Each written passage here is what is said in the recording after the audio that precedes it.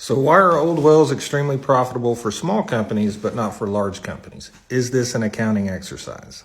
You see, mid-sized to large oil companies spend hundreds of millions, even billions of dollars a year in capital expenditures. And what that means is they need to generate enough revenue to cover their capital expenditures, collect some profit. They're just not going to do that with a whole bunch of old wells that are low producers that make 5 barrels of oil a day. It's just not feasible.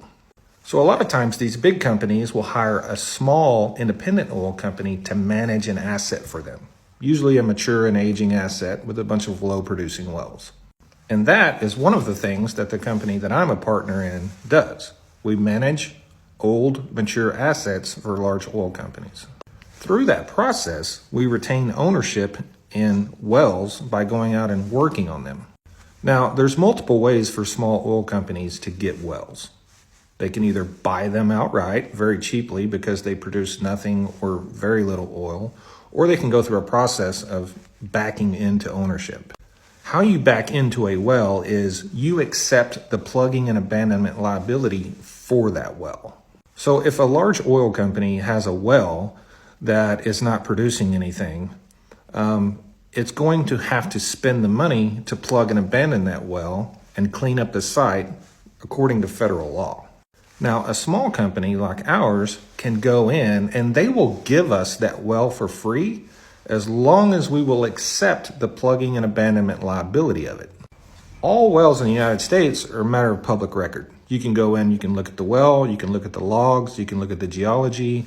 You can see if there are reserves left behind. If there are hydrocarbons in the well, you can move up hole or something and potentially bring that well back to life.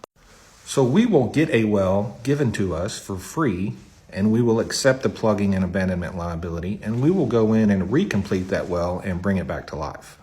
What this means is for a very low investment, $20,000, $30,000, $40,000, we end up as the operator of record of a well, which means we own it, and it's now producing again.